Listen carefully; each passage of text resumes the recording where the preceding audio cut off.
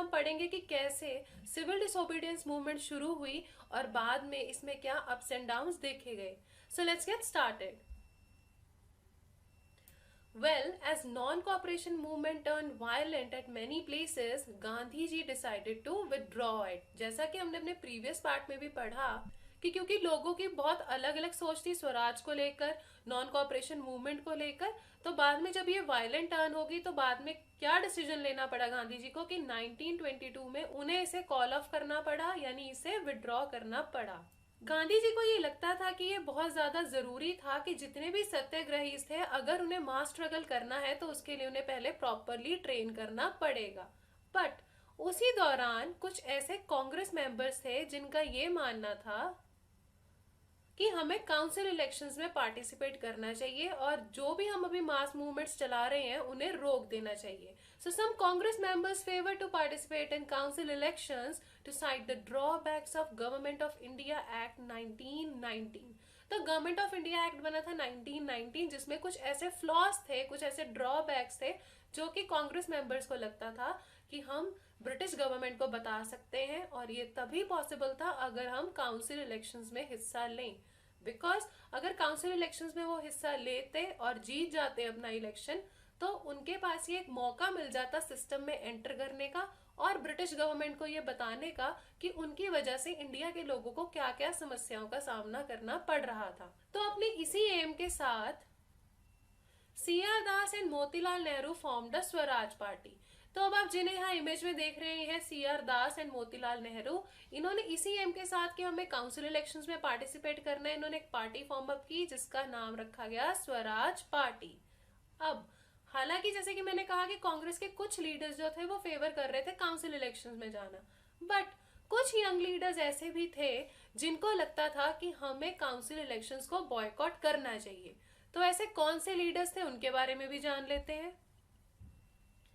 Well, Jawaharlal Nehru and Subhash Chandra Bose favored radical mass struggle and full independence।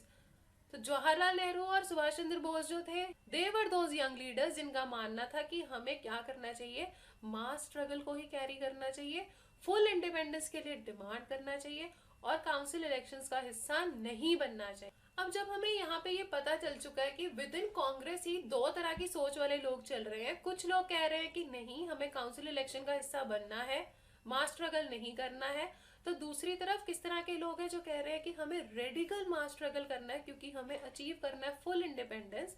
तो यहाँ पे situation क्या चल रही है, इंटरनल डिबेट की सिचुएशन चल रही थी विद इन द कांग्रेस। तो ऐसे टाइम में when there was the situation of internal debate there were some other things that brought changes in Indian politics। मतलब ऐसी भी कुछ चीजें हुई, कुछ ऐसी घटनाएं हुई जिनकी वजह से क्या हुआ कि जो इंडियन पॉलिटिक्स थी उसमें चेंजेस आने लगे। अब उनके ऊपर भी कुछ फैक्टर्स थे जो काम कर रहे थे। तो यहाँ पे क्वेश्चन आता है कि ऐसे क्या फैक्टर्स थे, तो चलिए उसके बारे में भी जान लेते हैं। Well, there was economic depression। Prices of agricultural goods fell, so by 1930 peasants were facing hardships। हमने आपसे ये पहले भी बात की है कि वर्ल्ड वॉर 1 के बाद क्या हुआ था, बहुत ज्यादा सिचुएशन बिगड़ गई थी, बहुत ज्यादा मास डिस्ट्रक्शन हुआ था और इंडिया पे उसका ये इम्पैक्ट आया था। पहली बात तो ये होगी थी कि जितने भी एग्रीकल्चरल गुड्स के प्राइसेस थे उनकी कीमतें आ गई थी नीचे। दूसरा प्रॉब्लम क्या होगी थी, ब्रिटिश गवर्नमेंट क्योंकि बहुत ज्यादा खर्चा कर रही थी because they were participating in world war 1, तो अपने जितने भी उनके डिफेंस एक्सपेंडिचर थे उसको फाइनेंस अप करने के लिए उन्होंने क्या किया था, इंडिया के लोगों से बहुत ज्यादा टैक्स जो था वो वसूलना शुरू कर दिया था। तो यहाँ पे दिक्कत क्या हो रही है, इकोनॉमिक डिप्रेशन वाली सिचुएशन जो थी वो खड़ी हो गई थी। आम पीजेंट लोग जो थे उनको बहुत दिक्कतों का सामना करना पड़ रहा था क्योंकि ना तो उनका जो एग्रीकल्चरल प्रोडक्ट है वो बिक पा रहा है सही दाम पे, and on the other hand British government ने टैक्स जो है वो भी बहुत ज्यादा बढ़ा दिया था। तो ऐसे टाइम में बहुत ज्यादा दिक्कतों वाला जो सिचुएशन थी वो पीजेंट्स के लिए खड़ी हो चुकी। नॉट ओनली दिस, उसी दौरान एक चीज और देखने में आई कि Simon commission was set up under sir John Simon for constitutional reforms. तो अब आप जिन्हें यहाँ इमेज में देख रहे हैं ये है सर जॉन साइमन। एक्चुअली में हुआ ये था कि एक पूरा साइमन कमीशन बिठाया गया था जिसका काम क्या था कि उसे कुछ कॉन्स्टिट्यूशनल रिफॉर्म्स जो थे वो इंडिया में लेके आने थे। बट यहाँ पे दिक्कत ये थी कि जब ये पूरा कमीशन बनाया गया उसमें एक भी इंडियन मेंबर नहीं लिया गया। तो जब आप इंडिया के भले के बारे में सोचना चाहते हैं और उसमें एक भी इंडियन मेंबर नहीं है, तो एज सच उसको इंडिया के लोगों ने एक्सेप्ट नहीं किया, बिकॉज उनका मानना था कि आउटसाइडर्स हमारे भले के बारे में नहीं सोच सकते, इस सारे कमीशन को हम एक्सेप्ट नहीं करेंगे। तो जब साइमन कमीशन जो था इसको सेटअप किया गया और सर जॉन साइमन इंडिया में आए, तो उन्हें क्या फेस करना पड़ा? वेल, डेमोस्ट्रेशंस जो थे उन्हें बहुत ज्यादा फेस करने पड़े, and demonstrations were by all the parties like Congress and Muslim League. अब जिस वक्त सर जॉन साइमन इंडिया में आए तो उन्हें गो बैक साइमन के झंडे दिखाए गए, बहुत ज्यादा डेमोस्ट्रेशन किया गया। यहाँ पे मुस्लिम लीग, कांग्रेस सब एकजुट होकर इनके खिलाफ रैलीज निकालने लगे और बड़े बड़े जितने भी इनके डेमोस्ट्रेशंस थे उनको कंडक्ट करने लगे। जब इस तरह की सिचुएशन अराइज हुई तो ब्रिटिशर्स ने सोचा क्यों ना इस दिक्कत को कम किया जाए, इस सिचुएशन को पैसिफाई किया जाए। तो उसके लिए लॉर्ड इरविन ने एक स्टेप लिया। जिन्हें आप यहाँ इमेज में देख रहे हैं ये है लॉर्ड इरविन। अब Lord Irwin made unreal promise of granting dominion status. यहाँ पे एक बहुत ही झूठी सी प्रॉमिस जो थी लॉर्ड इरविन ने कर दी, किसको? इंडिया के लोगों को, कि हम आपको डोमिनियन स्टेटस ग्रांट कर दें। अब हम इसे अनरियल प्रॉमिस इसलिए कहते हैं क्योंकि उन्होंने क्या कहा था कि आपको ना फ्यूचर में हम डोमिनियन स्टेटस दे देंगे। अब ये जो फ्यूचर वर्ड उन्होंने यूज किया था ना, इसमें उन्होंने कोई फिक्स डेट नहीं बताई थी, तो we were not sure enough कि ये चीज कब होगी, अगले 10 साल में या 50 साल में या कब होगी, हमें नहीं पता था। अब आपको क्वेश्चन होगा कि डोमिनियन स्टेटस होता क्या है? जो भी ब्रिटिश कॉलोनीज थी यानी ब्रिटिश क्राउन के अंडर थी, वहां पे वो क्या करते थे, कई बार डोमिनियन स्टेटस ग्रांट कर देते थे, जिसका मतलब होता था कि अगर अभी हम इंडिया की बात कर रहे हैं तो इंडिया के ही जो सिटीजन्स हैं सारे लॉज एंड रेगुलेशंस जो है उसको मेंटेन और कंट्रोल इंडियंस ही करेंगे, बस कुछ फॉरेन रिलेशन से रिलेटेड जो चीजें उनको ब्रिटेन ही हैंडल करेगा। सो इस तरह की चीज जो थी वो ग्रांट कर सकते थे अपनी कॉलोनीज को। तो अगर वो इंडिया को ग्रांट करते ये चीज तो उसको कहा जाता dominion status. But again as we have said कि एक अनरियल प्रॉमिस थी, तो लोगों को इस पे कुछ खास भरोसा नहीं था। अब एक चीज और भी हुई थी इस दौरान, वो ये थी कि उन्होंने, लॉर्ड इरविन ने ये भी कहा था कि हम एक राउंड टेबल कॉन्फ्रेंस रखेंगे जिसमें कि हम फ्यूचर कॉन्स्टिट्यूशन के बारे में डिस्कस करेंगे। बट बिकॉज लोगों को उनपे कोई खास भरोसा नहीं था, हमारे पॉलिटिकल लीडर्स को उनपे कोई खास भरोसा नहीं था, तो इस बात को ज्यादा आगे नहीं ले जाया गया। इस दौरान ये चीज पता चल गई कि ऐसे लोग जो मॉडरेट्स थे, मॉडरेट्स यानी जैसे हमने शुरू में बात की ना CR दास के बारे में, मोतीलाल नेहरू के बारे में, जो कह रहे थे कि हमें काउंसिल इलेक्शन का हिस्सा बनना चाहिए, उनकी ना ग्रिप थोड़ी लूज होने लगी। लूज इस तरह से होने लगी क्योंकि एक तरफ हम क्या देख रहे हैं, इंडियंस पे जो है हार्डशिप्स बढ़ते जा रहे हैं, है ना। रीजन क्या है कि आप उनके ऊपर टैक्स तो डालते जा रहे हो जबकि उनके पास कोई इनकम नहीं है।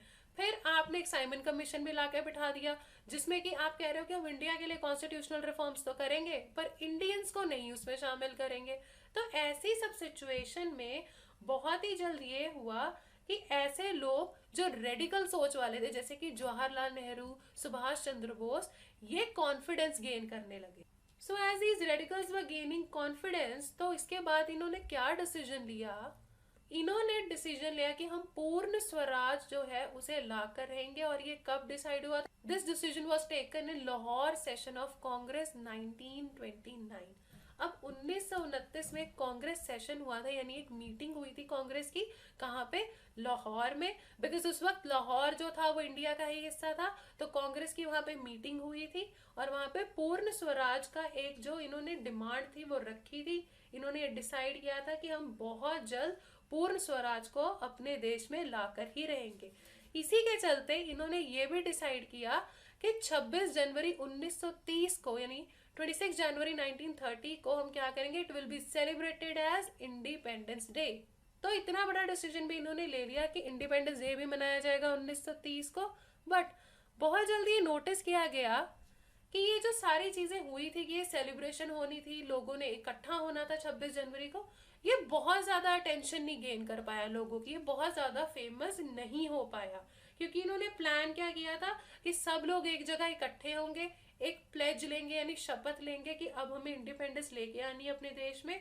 बट बहुत ज्यादा क्राउड को ये अट्रैक्ट नहीं कर पाए, जिसकी वजह से गांधी जी को कुछ डिसीजंस लेने पड़े। So Gandhi ji decided to take some concrete steps. Gandhi ji को ये समझ आ चुका था कि अब हम सिर्फ बातों से काम नहीं चला सकते हैं, हमें कुछ ऐसे कॉन्क्रीट स्टेप्स यानी ठोस कदम लेने पड़ेंगे सो दैट जो भी चीज हमारे माइंड में हम उसको रियलाइज कर पाए।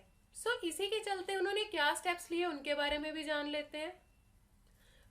अगर बात करें steps taken by Gandhi ji, तो first of all what he did was he wrote a letter to Lord Irwin stating demands of different groups. अब जितने भी अलग अलग तरह के ग्रुप्स थे ना कंट्री में, जिनकी जो समस्याएं थी, जैसे कि इंडस्ट्रियलिस्ट थे उनकी अपनी समस्याएं थी, पीजेंट्स थे उनकी अपनी समस्याएं थी, बाकी डिफरेंट ऐसे ग्रुप्स थे जिनको लगता था कि उनकी कुछ प्रॉब्लम्स है उनको सॉर्ट आउट करना चाहिए, तो वो सारी प्रॉब्लम्स को गांधी जी ने एक लेटर में लिख के लॉर्ड इरविन को भेज दिया। सेकेंड उन्होंने क्या किया, he included different groups in order to create unity.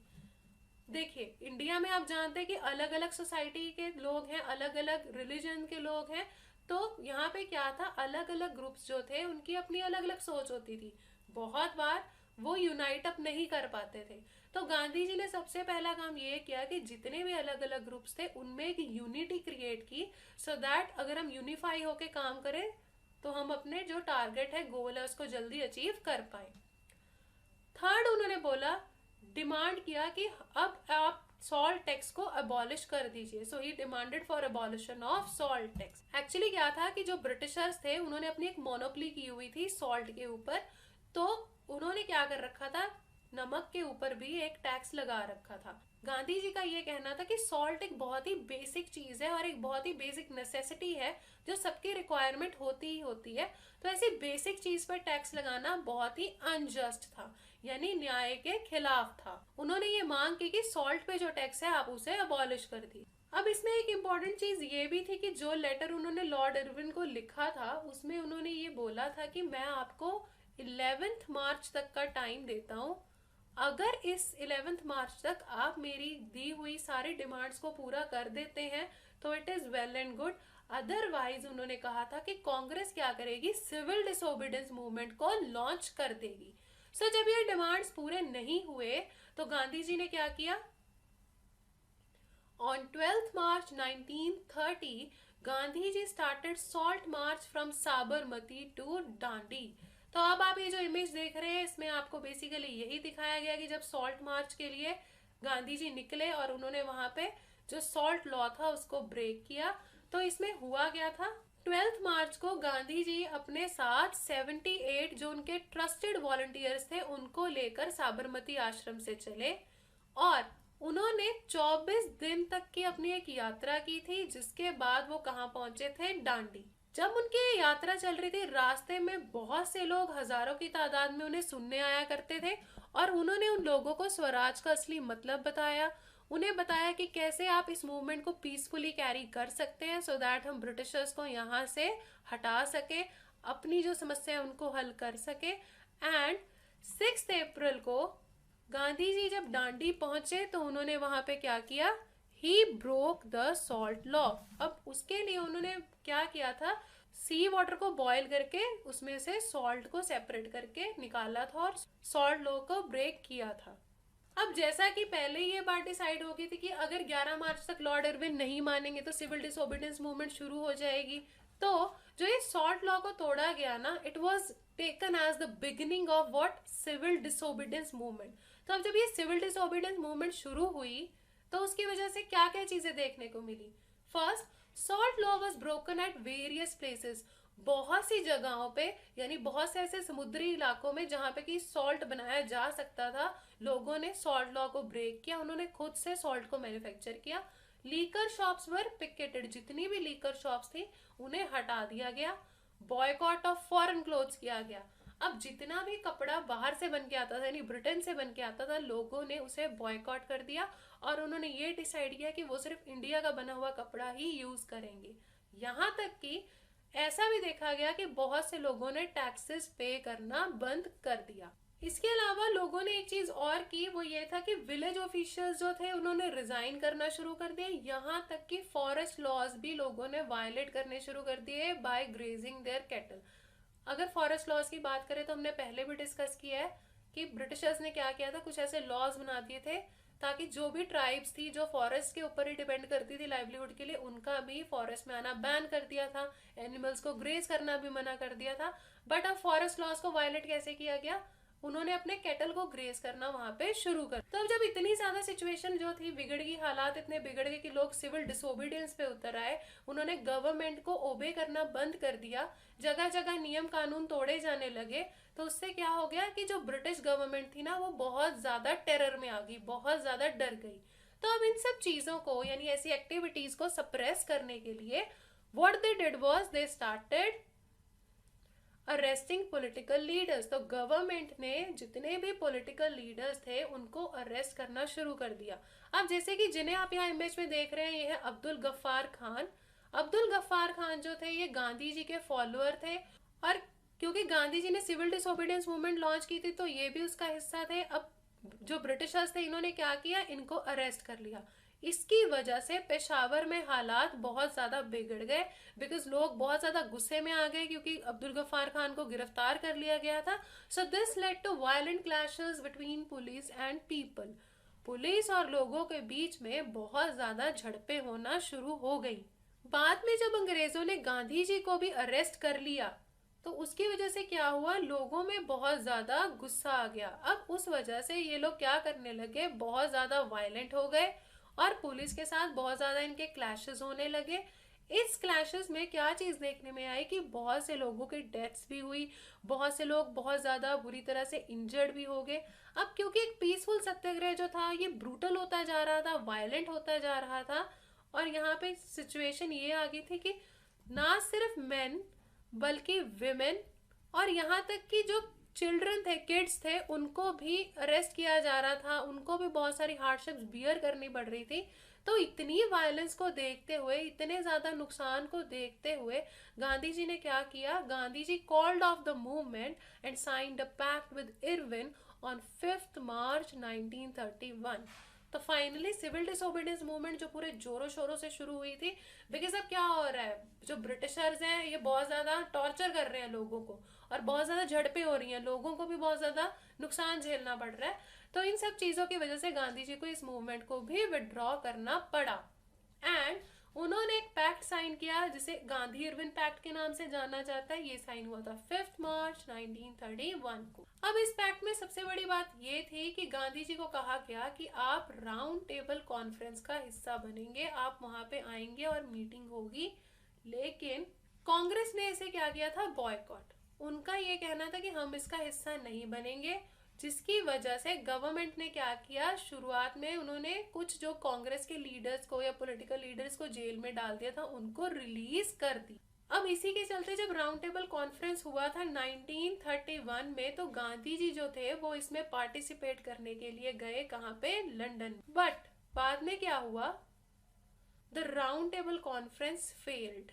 अब ये फेलियर हो गया था राउंड टेबल कॉन्फ्रेंस का, जो कहाँ हुई थी, लंदन में हुई थी इन दिसंबर 1931। और गांधी जी जो थे उन्हें एक डिसअपॉइंटमेंट के साथ इंडिया में वापस आना पड़ा। पर जब वो इंडिया वापस आए उन्होंने देखा कि सिचुएशन जो थी वो टोटली बदल चुकी। So situation in India had totally change. अब जब इंडिया पहुंचे गांधी जी, उन्होंने सबसे पहले जो चीज नोटिस की वो ये थी कि Abdul Gaffar Khan and Nehru were in jail again. Same वही चीज चलाने लगे ब्रिटिश गवर्नमेंट की, जैसे पहले उन्होंने क्या किया था, पॉलिटिकल लीडर्स को जेल में डालने लग गए थे। तो अब गांधी जी जब वहां से डिसअपॉइंटेड होके आए तो आगे भी उन्होंने आके क्या देखा कि उनके जो इम्पोर्टेंट लीडर्स थे, फॉलोअर्स थे, जैसे कि अब्दुल गफ्फार खान और नेहरू, उनको जेल में डाल दिया गया था। इतना ही नहीं, Congress was declared illegal. Congress जो एक अच्छी खासी पॉलिटिकल एसोसिएशन थी, इसको भी इलीगल डिक्लेयर कर दिया गया। इवन ये भी चीज आ गई थी, ब्रिटिश गवर्नमेंट ने ऐसा भी कर दिया था कि उन्होंने कहा था कि कोई भी मीटिंग या डेमोस्ट्रेशन जो है वो नहीं होगा। So there was prevention of meetings and demonstrations also. मतलब अगर आप गांधी जी के वर्किंग स्टाइल को समझे तो उसमें वो जनरली क्या करते थे, अपने फॉलोअर्स के साथ डेमोस्ट्रेशंस करते थे, पीसफुल जो उनके डेमोस्ट्रेशंस होते थे, रैलीज होती थी, वो सब कंडक्ट करते थे ना। अब उस सबको भी खत्म कर दिया, उनके लीडर्स को भी जेल में डाल दिया और यहाँ तक कि कांग्रेस को भी इलीगल करार दे दिया। तो अब जब ऐसे सिचुएशंस बिगड़ती जा रही थी तो उस वक्त गांधी जी ने डिसीजन क्या लिया कि सिविल डिसोबीडियंस मूवमेंट को रीलॉन्च करते हैं। तो गांधी जी ने सिविल डिसोबीडियंस मूवमेंट को रीलॉन्च कर दिया, पर अब की बार सिचुएशन थोड़ी अलग थी। जहां सिविल डिसोबीडियंस मूवमेंट में पहले लोगों ने बढ़ चढ़ के हिस्सा लिया था, अब लोग जो थे वो थोड़े रिलक्टेंट थे, वो इसको ज्वाइन नहीं करना चाहते थे। तो हमारा क्वेश्चन अराइज होता है कि why people were reluctant to join it, आखिर ऐसे क्या कारण थे। बट उससे पहले हमें ये भी तो पता होना चाहिए ना कि सिविल डिसोबीडियंस मूवमेंट में पार्टिसिपेंट्स कौन थे। तो चलिए पहले उन पार्टिसिपेंट्स के बारे में भी जान ले। So the participants were peasants, business class, industrial workers and women. अब ये अलग अलग ग्रुप थे जो सिविल डिसोबीडियंस में पार्टिसिपेट कर रहे थे। एंड अगेन यहाँ पे भी क्या चीज थी, इन सबके अपने अपने कुछ एम्स थे जिसकी वजह से ये सिविल डिसोबीडियंस का हिस्सा बने थे। तो अब उनके बारे में भी समझ लेते हैं। तो सबसे पहले बात करते हैं पीजेंट्स की। अब जैसे कि जो रिच पीजेंट कम्युनिटीज थी, they participated for reduction in the revenue paid by them. तो बेसिकली क्या चीज थी, अब जैसे कि कुछ ऐसी रिच कम्युनिटीज थी, जैसे कि पाटीदार्स थे, ये थे गुजरात से, एंड जाट्स थे यूपी से। अब ये वो कम्युनिटीज थी तो पीजेंट कम्युनिटीज, पर ये कैश क्रॉप्स में डील करते थे। तो अगर एग्रीकल्चर प्रोडक्ट का प्राइस थोड़ा नीचे भी चला जाए, इन्हें ज्यादा फर्क नहीं पड़ता था। बट लेटर ऑन जब एग्रीकल्चर फेलियर होने लग गया और समस्याएं आने लगी, तो इन्होंने क्या कहा कि हम सिविल डिसोबीडियंस मूवमेंट में क्यों हिस्सा लेंगे, अगर कि हमारे को ये पता चल जाए कि हमें जो रेवेन्यू पे करना पड़ता है, जो टैक्स पे करना पड़ता है, वो रिड्यूस कर दिया जाए। तो इनका एम क्या था, रिडक्शन इन द रेवेन्यू। अब शुरुआत में ये था कि इन लोगों ने बहुत जोरों शोरों से इसमें पार्टिसिपेट किया था, यहाँ तक कि जो लोग इसमें हिस्सा नहीं लेना चाहते थे उन्हें भी जबरदस्ती इन्होंने इसमें पार्टिसिपेट करवाया था। बट जब मूवमेंट को कॉल ऑफ कर दिया गया था, जिस वक्त हमने कहा ना कि बहुत ज्यादा वायलेंस हो गया था, तो गांधी जी ने इस मूवमेंट को कॉल ऑफ कर दिया था। तो उसकी वजह से क्या हुआ था, 1931 में से कॉल ऑफ कर दिया गया था ना, और उस टाइम कोई रेवेन्यू भी रिड्यूस नहीं हो पाया था। तो ये थोड़ा डिसअपॉइंटेड से हो गए। अब इन्हें थोड़ा शक सा बढ़ गया इनके मन में कि कहीं दोबारा से इस सिचुएशन का ना हमें सामना करना पड़ जाए कि मूवमेंट भी कॉल ऑफ हो जाए, रेवेन्यू भी रिड्यूस ना हो, और हम इतनी सारी दिक्कतों का फिर से सामना करते रहे। तो अब की बार ये लोग जो थे ज्यादा पार्टिसिपेट करने के इच्छुक नहीं। तो ये तो बात होगी रिच पीजेंट्स की। अब बात करते हैं पुअर पीजेंट्स की। अब the poor peasants campaigned for no rent. इनका क्या कहना था कि हमें रेंट ना पे करना पड़े, हम इसी के लिए पार्टिसिपेट करेंगे। पर इनको सबसे ज्यादा सिचुएशन जो इनके सामने खड़ी थी वो ये थी कि कांग्रेस ने कभी भी इन्हें सपोर्ट नहीं किया था, क्योंकि कांग्रेस जो थी वो शुरू से बड़े जो एम थे, बड़ी जो प्रॉब्लम्स थी उनको लेके चल रही थी।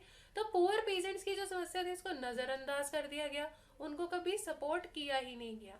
तो यहाँ पे अब आप क्या समझ रहे हैं, रिच पीजेंट्स सपोर्ट कर नहीं रहे, क्योंकि उनका जो टैक्स था, जो वो रेवेन्यू कम करना चाह रहे थे, वो तो कम हुआ ही नहीं ना, तो उन्होंने भी नहीं बीच में पार्टिसिपेट किया। और जो पुअर पीजेंट्स थे, क्योंकि उन्होंने देख लिया था कि कांग्रेस उन्हें सपोर्ट नहीं कर रही, तो इस बार वो भी इस सब का हिस्सा नहीं बनना चाहते थे। अब आगे बात करते हैं बिजनेस क्लास की। अब बिजनेस क्लास की भी अपनी कुछ समस्याएं थी, जैसे कि वो सबसे ज्यादा अगेंस्ट किस चीज के थे, उन पॉलिसीज के दैट रिस्ट्रिक्टेड बिजनेस। अब ब्रिटिशर्स क्या किया करते थे ना, जो भी इंडियन बिजनेस हाउसेस होते थे उनपे बहुत सारी रिस्ट्रिक्शंस लगा रखते थे।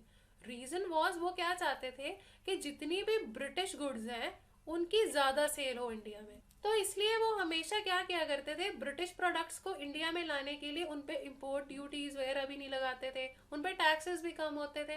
वेयरएज जो हमारे इंडियन गुड्स होते थे उनके ऊपर बहुत ज्यादा टैक्सेस भी होते थे, और हमारे बिजनेस हाउसेस पे रिस्ट्रिक्शंस भी बहुत होती थी। तो अब हमारी जो बिजनेस क्लास है इंडिया की, उनके पास क्या दो समस्याएं सबसे पहले नजर आ रही है कि एक, वो क्या चाह रहे हैं कि रिस्ट्रिक्शन ना हो बिजनेस पे। दूसरा, जैसे मैंने कहा ना कि ब्रिटिश गुड्स इंडिया में आ रहे थे, so they wanted protection against imported goods, कि अगर इंपोर्टेड गुड्स थोड़े कम आएंगे इंडिया में तो उनके प्रोडक्ट्स भी बिक पाएंगे, उन्हें भी कुछ प्रॉफिट्स अर्न हो पाएंगे। साथ ही साथ उन्होंने ये भी डिमांड किया, व्हाट दे डिमांडेड, कि रुपी स्टर्लिंग फॉरेन एक्सचेंज होना चाहिए। इससे क्या होगा, थोड़ा इंपोर्ट्स वगैरह जो है उनमें कमी आएगी, एक बैलेंस होना चाहिए रुपी में और स्टर्लिंग में। अब स्टर्लिंग जो थी ये करेंसी थी ब्रिटेन की, तो वो चाहते थे एक प्रॉपर एक्सचेंज रेशो होना चाहिए सो दैट इम्पोर्ट्स जो है उनको आप बैलेंस अप कर सके और जो इंडियन कंपनीज हैं, इंडियन बिजनेसेस हैं, उनका बिजनेस अच्छे से चल सके। Even to organize business interest इन्होंने क्या किया, they form Indian industrial and commercial Congress. ये कब की थी इन्होंने फॉर्म अप 1920 में, और साथ ही इन्होंने फिकी भी जो थी उसको भी इन्होंने सेटअप किया 1927 में। अब जो फिकी है उसको क्या कहा जाता है, federation of the Indian chamber of commerce and industry. अब ये जो दोनों तरह की आप देख रहे हैं कि एसोसिएशन समझ सकते हैं इसको कि बनाई गई है, एक तो Indian industrial and commercial Congress और दूसरा फिक्की। ये किस लिए बनाए, ये जो बिजनेसमैन थे उनके ग्रुप्स थे, इनका काम क्या था कि जितनी भी बिजनेस में समस्याएं आती हैं ये उन्हें लेके जाएं अथॉरिटीज के पास, ताकि इन्हें उन समस्याओं से कुछ सॉल्यूशन जो है ये निकाल पाए, कुछ निदान मिल पाए। अब शुरू में जब सिविल डिसोबीडियंस मूवमेंट लॉन्च हुई थी फर्स्ट टाइम में, तो इन्होंने क्या किया था, बिजनेस हाउसेस ने एक तो फाइनेंशियली सपोर्ट किया था इसको, इस पूरी मूवमेंट को। दूसरा इवन इन्होंने ये भी कर दिया था कि दे रिफ्यूज टू बाय और सेल इम्पोर्टेड गुड्स। अब जब कोई बिजनेस हाउस डील कर रहा होता है ना, तो जरूरी नहीं कि जो गुड्स उसने मैन्युफैक्चर किए वो सिर्फ उसमें डील करता है, कई बार वो दूसरे कंट्री के प्रोडक्ट्स में भी डील करता है। तो जितने भी इंडियन बिजनेसमैन थे उन्होंने क्या कहा कि हम मना कर देंगे, कभी भी खरीदेंगे नहीं, बेचेंगे नहीं इम्पोर्टेड गुड्स को, सो दैट हम भी अपना जो योगदान है सिविल डिसोबीडियंस मूवमेंट में डाल सकें। बट क्योंकि बाद में जैसा कि हमें पता है कि सिविल डिसोबीडियंस को कॉल ऑफ कर दिया गया था, विड्रॉ कर दिया गया था, तो अब जो बिजनेस क्लास थी ना उनके मन में भी ये एक शंका पैदा हो गई थी कि क्या हमें इसका हिस्सा बनना चाहिए। और प्लस जब इन्होंने ये देखा कि जो राउंड टेबल कॉन्फ्रेंस थी वो फेल हो गई, उसका कोई नतीजा नहीं निकला, तो अभी इतने कोई खास एक्साइटेड नहीं रहे थे business houses civil disobedience movement का हिस्सा बने रहने में। उनको ये लगता था कि अगर कोई ज्यादा सिचुएशन बिगड़ गई, कोई दंगा फसाद हो गया, तो उसमें सबसे ज्यादा नुकसान बिजनेस हाउसेस को ही होगा, क्योंकि जनरली देखा जाता है कि दंगा फसाद के दौरान लोग क्या करते हैं, बड़े बड़े फैक्ट्रीज में या बड़े बड़े जो मिल्स होते हैं उन्हीं पे सबसे पहले हमला कर देते हैं। तो अब उनको इस तरह की सिचुएशन का सामना नहीं करना था, तो सिविल डिसोबीडियंस का अब वो हिस्सा नहीं बन पा रहे थे। अब ये तो बात हो गई इंडस्ट्रियलिस्ट की।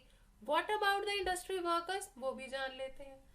अब अगर इंडस्ट्रियल वर्कर्स की बात करें, not many but some industrial workers participated in the movement. अब सबको तो नहीं लगता था कि वो पार्टिसिपेट कर पाएंगे, लेकिन कुछ इंडस्ट्रियल वर्कर्स जो थे वो इस मूवमेंट का हिस्सा बने। अब उन्होंने फॉरेन क्लॉथ्स का भी बॉयकॉट करना शुरू कर दिया। तो इन्होंने कहा कि अब हम सिर्फ इंडियन क्लॉथ ही परचेज करेंगे और फॉरेन क्लॉथ कभी भी नहीं यूज करेंगे। अब इंडस्ट्रियल वर्कर्स जो थे ना, इन्होंने जब सिविल डिसोबीडियंस का हिस्सा बनने के बारे में सोचा था, तो इनके पास दो रीजंस थे। पहला, इन्होंने इस मूवमेंट का हिस्सा इसलिए बने क्योंकि उनकी मूवमेंट किस चीज के अगेंस्ट थी, लो वेजेस के अगेंस्ट। वो चाहते थे कि हमें एक अप्रोप्रिएट वेजेस यानी एक हमें अप्रोप्रिएट तनख्वाह मिलनी चाहिए। दूसरा, वो ये चाहते थे कि पुअर वर्किंग कंडीशंस ना हो। तो उनकी मूवमेंट जो थी वो इस चीज के लिए भी थी कि जो उनकी वर्किंग कंडीशंस है वो अच्छी होनी चाहिए। और इतना ही नहीं, इंडस्ट्रियल वर्कर्स के साथ साथ ऐसे बहुत से और लोग भी थे जिन्होंने स्ट्राइक किया था, जैसे कि रेलवे वर्कर्स जिन्होंने स्ट्राइक किया था 1930 में, और साथ ही डॉक वर्कर्स जिन्होंने स्ट्राइक किया था 1932 में। अब यहाँ पे सबसे ज्यादा दिक्कत ये आई थी कि कभी भी इंडस्ट्रियल वर्कर्स को ना कांग्रेस ने सपोर्ट नहीं किया था। अब आप क्वेश्चन पूछेंगे कि कांग्रेस ने इन्हें सपोर्ट क्यों नहीं किया था। अब देखिए, इंडस्ट्रियल वर्कर्स जो हैं वो इंडिया के हैं, काम किन में कर रहे हैं, इंडियन इंडस्ट्रीज में। अब अगर आपको ये पता है कि कांग्रेस जो है वो इंडियन बिजनेस हाउसेस जो हैं उनको साथ में लेके चल रही है, डू यू थिंक कि वो ऐसे लोगों को साथ में लेके जा सकती है जो इन इंडियन बिजनेस हाउसेस के ही अगेंस्ट चल रहे हो? क्योंकि ये सारे इंडियन वर्कर्स काम किसके लिए कर रहे हैं, इंडियन बिजनेस हाउसेस के लिए ना। तो उनको जो कम वेजेस दे रहे हैं वो कौन दे रहे हैं, इंडियन बिजनेस हाउसेस। जो पुअर वर्किंग कंडीशंस है वो किन जगहों पे है, इंडियन बिजनेस हाउसेस में। तो कांग्रेस क्योंकि सपोर्ट कर रही थी और उनको लगता था कि उन्हें फाइनेंशियली सपोर्ट जो है वो मिल सकती है सिर्फ बड़े इंडस्ट्रियलिस्ट से, तो उन्होंने इंडस्ट्रियल वर्कर्स की डिमांड्स पे कोई खास ध्यान नहीं दिया, जिसकी वजह से धीरे धीरे इन लोगों का भी इंटरेस्ट इसमें खत्म होने लगा। अब नेक्स्ट ग्रुप कौन सा था जो इसका हिस्सा बनना चाहता था, और इसका हिस्सा बना भी, लेकिन उसे बाद में लगा कि उनको कोई खास सपोर्ट नहीं मिली, वो थे द विमेन पार्टिसिपेंट्स। अब अगर विमेन पार्टिसिपेंट्स की बात करें तो they participated in protest and manufactured salt. अब ये जगह जगह प्रोटेस्ट का भी हिस्सा बनी महिलाएं, इन्होंने सॉल्ट भी मैन्युफैक्चर किया, सॉल्ट लॉ भी ब्रेक किया, यहाँ तक कि इन्होंने लीकर शॉप्स को भी पिकेट किया, फॉरेन क्लॉथ की जो शॉप्स थी उन्हें भी पिकेट किया, ये भी डिसाइड किया कि हम फॉरेन क्लॉथ का इस्तेमाल नहीं करेंगे, सिर्फ खादी का इस्तेमाल करेंगे। साथ ही साथ इन्होंने हर तरह के डेमोन्स्ट्रेशन और रैली में भी जाके पार्टिसिपेट किया।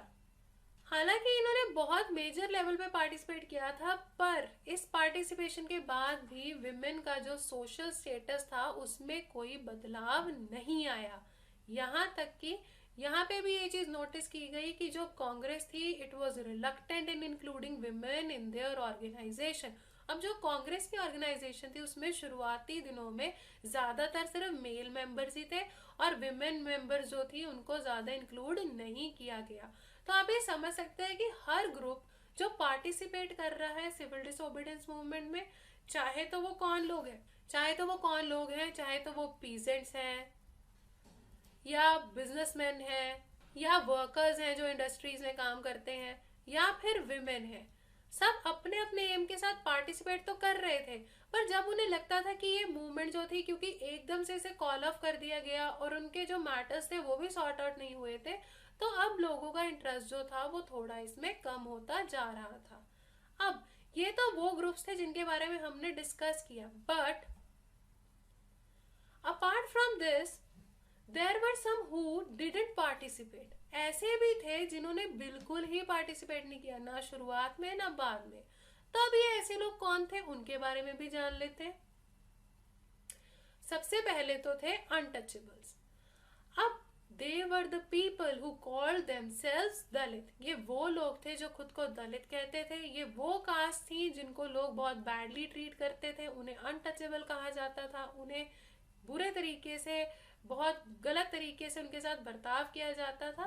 तो इनके साथ सिचुएशन ये थी कि शुरुआत में इन्हें भी कांग्रेस ने कर दिया था इग्नोर, क्योंकि कांग्रेस जो थी उसमें बहुत से ऐसे मेंबर्स थे जो अनटचेबल्स को साथ लेकर नहीं चलना चाहते थे। तो शुरू में यहाँ पे भी सिचुएशन क्या थी, कांग्रेस ने इन्हें इग्नोर कर दिया।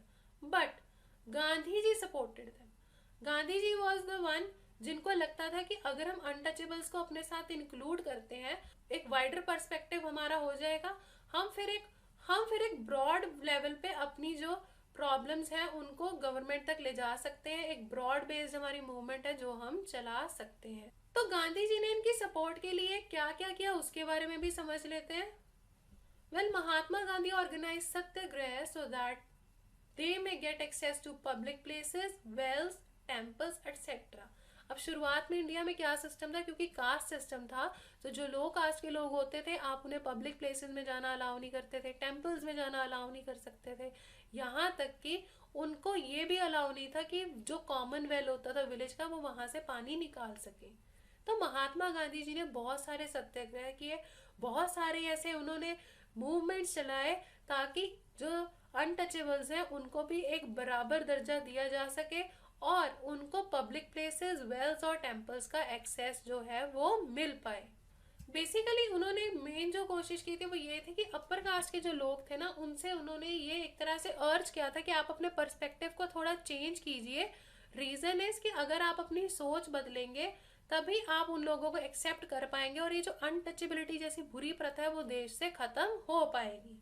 हालांकि महात्मा गांधी जी जो थे बहुत से, आप कह सकते हैं कि सत्याग्रह कर रहे थे, बहुत से ऐसे स्ट्रगल कर रहे थे जो कि दलित्स के लिए थे, बट स्टिल अभी भी क्या था, बहुत से दलित लीडर्स ऐसे थे जो जिनको क्या लगता था कि नहीं, हमें अपनी दलित कम्युनिटी के लिए खुद ही कुछ करना पड़ेगा।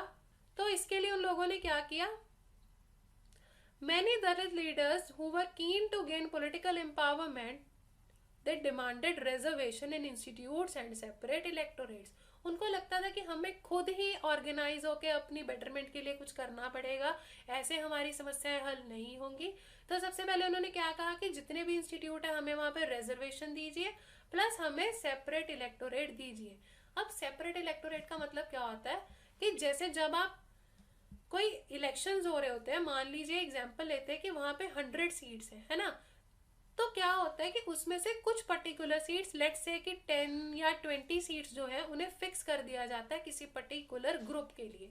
अब वो ग्रुप कोई भी हो सकता है, it could be the Dalits, it could be the women group. So यहाँ पे भी जो ये दलित्स हैं, इन्होंने क्या बोला है कि अगर हमें अपने आप को एम्पावर करना है तो एक हमें आप रिजर्वेशन दे दीजिए इंस्टीट्यूट्स में, दूसरा आप हमें सेपरेट इलेक्टोरेट्स भी दीजिए। अब ऐसे ही कुछ कारण थे जिसकी वजह से क्या सिचुएशन थी कि जो दलित्स थे वो बहुत ज्यादा सिविल डिसोबीडियंस जैसी मूवमेंट में हिस्सा नहीं बनना चाहते थे। अब हालांकि गांधी जी जो थे वो काम तो किस लिए कर रहे थे कि जो दलित है उनको भी साथ में इंक्लूड कर लीजिए, क्योंकि हमें स्ट्रगल को स्लो डाउन नहीं होने देना है, इसको एक राइट पेस में रखना है। बट फिर भी कई जगह जो था कुछ क्लैशेस हो जाते थे, जैसे कि even B.R. Ambedkar clashed with Gandhi ji at the second round table conference for separate electorates। B.R. Ambedkar जो कि गांधी जी का बहुत ज्यादा सपोर्ट करते थे, उन्हें बहुत ज्यादा मानते थे, एज ही वॉज अ दलित, और ये भी चाहते थे दलित्स के लिए कुछ अच्छा करें, उनकी बेटरमेंट के लिए कुछ करें। तो इनके साथ भी ये सिचुएशन हुई थी कि सेकेंड राउंड टेबल कॉन्फ्रेंस के दौरान इनका क्लैश हो गया था गांधी जी के साथ, बिकॉज ये क्या चाहते थे, ये चाहते थे सेपरेट इलेक्टोरेट्स। अब जब B.R. अम्बेडकर और गांधी जी के बीच में क्लैश बढ़ने लगा तो गांधी जी ने क्या किया, वो फास्टिंग पे चले गए। बाद में B.R. अम्बेडकर जो थे उन्हें गांधी जी की बात माननी पड़ी, और इन दोनों के बीच में जो डिस्कशन हुई इसका एक रिजल्ट बन के निकला जिसे हम जानते हैं किस नाम से, पूना पैक्ट के नाम से। अब ये जो पूना पैक्ट था ना, ये साइन अप हुआ था 1932 में। अब इस पैक्ट की वजह से डिसाइड क्या हुआ कि जितने भी दलित्स थे, शेड्यूल कास्ट थे, इनको एक रिजर्व सीट्स मिल जाएंगी, कहाँ पे, प्रोविंशियल और लेजिस्लेटिव काउंसिल। हाँ, बट इनके ऊपर एक कंडीशन लगाएगी, वो ये थी कि उन सबको किस तरह से वोट किया जाएगा, थ्रू जनरल इलेक्टोरेट। अब बेसिकली क्या था, गांधी जी जो थे उनका ये व्यू पॉइंट था कि अगर दलित जो है वो हमसे सेपरेट हो जाएंगे तो उससे क्या होगा, जो हमारी ये पूरी मूवमेंट है ये स्लो डाउन हो जाएगी, जो कि हमारे लिए अच्छी नहीं थी। अब ये तो हमें पता चल गया कि दलित जो थे वो एक तरह से इसमें पार्टिसिपेट नहीं करना चाह रहे थे। इसके अलावा और कौन से ऐसे ग्रुप्स थे जो नहीं इस मूवमेंट का हिस्सा बनना चाहते थे, मुस्लिम ग्रुप्स। अब मुस्लिम ग्रुप्स जो थे ना, they felt alienated after the decline of non cooperation movement. जब नॉन कॉपरेशन मूवमेंट को कॉल ऑफ किया गया था ना 1922 में, तो तब से ही उन्हें ये लगने लग गया था कि हमें एलियनेट किया जा रहा है, हमें पराया सा किया जा रहा है। वैसे भी ये भी देखने में आया था कि Congress was more visibly associated with the Hindu Mahasabha. Congress जो थी ज्यादा से ज्यादा उनकी एसोसिएशन किनके साथ नजर आ रही थी, हिंदू महासभा के साथ। तो मुस्लिम्स को लगता था कि हमें उतनी इंपॉर्टेंस नहीं मिलेगी, हमें एस्ट्रेंज कर दिया जाएगा। ऊपर से उस दौरान कुछ ऐसे सिचुएशन हो गई थी कि हिंदू मुस्लिम यूनिटी जो थी उस पे भी आप कह सकते हैं कि संकट आ गया था, क्योंकि जितने भी इनके रिलीजियस प्रोसेशंस हुआ करते थे उसमें क्या देखने में आता था कि एक मिलिटेंट जील हुआ करती थी। लोग बहुत ज्यादा दंगे फसाद में आने लग गए थे, लड़ाई झगड़ों में पड़ने लग गए थे, जिसकी वजह से जो हिंदू मुस्लिम यूनिटी थी ना, अब वो एक रियल चीज नहीं लग रही थी, लोगों के बीच में बहुत ज्यादा दूरी आने लगी थी। अब हालांकि सिचुएशन क्या हो रही थी कि डिस्टेंस जो था दोनों कम्युनिटीज के बीच में वो डीपन अप होता जा रहा था, बट फिर भी कांग्रेस और मुस्लिम लीग ने कोशिश की एक अलायंस बनाने की। So Congress and Muslim League made efforts to unify various groups in 1927। अब क्या डिसीजन लिया जा रहा है कांग्रेस और मुस्लिम लीग के द्वारा कि चलो हम कुछ कोशिश ऐसी करते हैं कि यूनिफाई कर लेते हैं खुद को, अपने जो डिफरेंसेस हैं उनको भुला देते हैं। अब जैसे कि मोहम्मद अली जिन्ना, जिन्हें कि आप यहाँ इमेज में देख रहे हैं, इन्होंने क्या कहा, जिन्ना agreed to leave the demand for a separate electorate on the condition of reservation in Central Assembly and representation in Muslim dominated provinces। तो अब आप यहाँ जिन्हें इमेज में देख रहे हैं, यह है मोहम्मद अली जिन्ना। अब इन्होंने क्या बोला कि अगर हम चाहते हैं कि यूनिफिकेशन हो जाए तो वो तो ठीक है, लेकिन इन्होंने एक चीज की डिमांड जो थी वो कर दी कि एक तो हम क्या करेंगे, ठीक है आप चाहते हैं कि सेपरेट इलेक्टोरेट छोड़ दें, वो छोड़ देंगे, लेकिन कंडीशन क्या होगी कि एक तो आप हमें रिजर्वेशन दे दीजिए सेंट्रल असेंबली में, दूसरा, जितने भी मुस्लिम डोमिनेटेड प्रोविंसेस थे, यानी ऐसे इलाके जहाँ पे कि मुस्लिम आबादी ज्यादा थी, हमें वहां पे रिप्रेजेंटेशन दे दीजिए। अब ऐसे कौन से एरिया से इसमें सबसे पहले आता था? बंगाल और पंजाब। तो इन एरियाज में इन्होंने क्या बोला कि हमें रिप्रेजेंटेशन आप दे दीजिए। बट यहाँ पे भी दिक्कत क्या हुई थी कि जो मुस्लिम लीग थी इसे बहुत ज्यादा स्ट्रॉन्ग ऑपोजिशन झेलना पड़ा था। तो इसे सबसे ज्यादा स्ट्रॉन्ग ऑपोजिशन जिससे मिला वो कौन थे? उनका नाम था M.R. जयकर। अब जो M.R. जयकर थे ये हिंदू महासभा से बिलोंग करते थे और उन्हें जिन्ना की ये जो एक कंडीशन थी बिल्कुल भी पसंद नहीं आई। उन्होंने सबसे पहले से ओपोज किया और बहुत स्ट्रांगली ओपोज किया, जिसकी वजह से कि ये जो इनकी कंडीशन थी, ये रिजर्वेशन था, ये सब चीजें बाद में जो थी मटीरियलाइज नहीं हो पाई। अब तक जैसे कि हमने देखा कि अलग अलग लोग जो थे शुरू में वो पार्टिसिपेट कर रहे थे, लेकिन बाद में चीजें जो थी वो बिगड़ती चली गई। तो एट द एंड हम ये कह सकते हैं कि हम एक तरह से इस कंक्लूजन पे पहुंचे हैं कि at last we can say that when the civil disobedience movement started, there was distrust and suspicion between various social groups as most of them felt that they were being alienated। तो यानी जब ये movement शुरू हुई तो उस वक्त क्या देखने को आया कि जब ये शुरुआत हुई तभी से लोगों के मन में एक डाउट था, एक डिस्ट्रस्ट था, और उनको ये भी लगता था कि हमें पराया सा कर दिया गया है, जिसकी वजह से इस मूवमेंट का बार बार शुरुआत और कॉल ऑफ होता ही रहा। So with this we come to an end of our video.